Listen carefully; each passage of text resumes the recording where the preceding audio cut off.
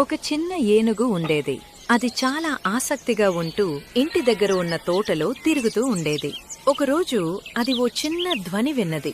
ఏనుగు ఆశ్చర్యపోయింది. ఈ శబ్దం ఎవరిది?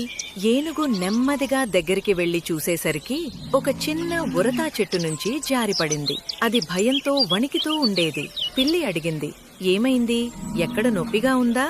ఉడతాకాలు నొప్పిగా ఉంది. ఏనుగు తన పెద్ద తొండంతో నెమ్మదిగా దానిని ఎత్తుకొని నీరు ఉన్న చోటుకి తీసుకెళ్ళింది. నీకేమి కాదు, నేను ఉన్నాను కదా అని ఏనుగు అన్నది. ఉడత కాస్త శాంతించింది. మరుసటి రోజు ఉడత పూర్తిగా ఆరోగ్యంగా అయింది. అది ఏనుగును చూసి ఆనందంతో ఎగిరింది. నీవల్లే నేను బాగయ్యా అని కృతజ్ఞతతో అంది. ఆ రోజునుంచి ఇద్దరూ మంచి ఫ్రెండ్స్ అయ్యారు. పండ్లు తిన్న తర్వాత ఏనుగు చెరువులో నీళ్లు తాగడానికి వెళ్ళింది.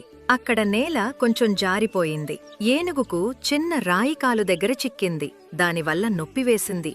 ఏనుగు కంగారై, అయ్యో, ఇది ఎలా తీస్తాను అని అనుకుంది. ఉడత వెంటనే పరిగెత్తి వచ్చింది. తన చిన్న చిన్న గోర్లతో నిదానంగా రాయిని బయటికి తీసింది.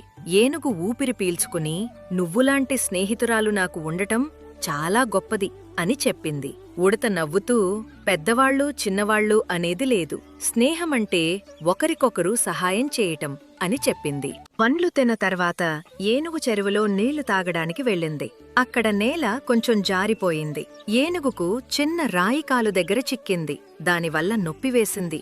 ఏనుగు కంగారై, అయ్యో, ఇది ఎలా తీస్తాను అని అనుకుంది. ఉడత వెంటనే పరిగెత్తి వచ్చింది. తన చిన్న చిన్న గోర్లతో నిదానంగా రాయిని బయటికి తీసింది. ఏనుగు ఊపిరి పీల్చుకుని, నువ్వులాంటి స్నేహితురాలు నాకు ఉండటం చాలా గొప్పది అని చెప్పింది. ఉడత నవ్వుతూ, పెద్దవాళ్ళు చిన్నవాళ్ళు అనేది లేదు, స్నేహమంటే ఒకరికొకరు సహాయం చేయటం అని చెప్పింది. తర్వాత ఇద్దరూ చెరువు దగ్గర కూర్చొని కొద్దిసేపు విశ్రాంతి తీసుకున్నారు. చల్లని గాలి వీచింది. ఉడత చెట్టు కొమ్మపైకి ఎక్కి ఏనుగు కోసం చిన్న ఆకులను తెచ్చింది. మనసు పెద్దగా ఉండాలిగాని శరీరం కాదు కదా అని అంటుంది. ఏనుగు నవ్వి, మనం కలిసి ఉంటే ఏ ఇబ్బందైనా సులభమే అని చెప్పింది. ఆ ఇద్దరూ చెరువు నీటిలో తమ ప్రతిబింబం చూసుకుని, ఇలా ఎప్పటికీ బెస్ట్ ఫ్రెండ్స్గా ఉండాలి అని ఒకరికొకరు మాట ఇచ్చుకున్నారు. ఆ రోజునుంచి అడవిలో ఏనుగు ఉడత స్నేహానికి ఉదాహరణగా మారిపోయారు. ఎవరికి సహాయం కావాలనన్నా వాళ్లు ముందే ఉండేవారు.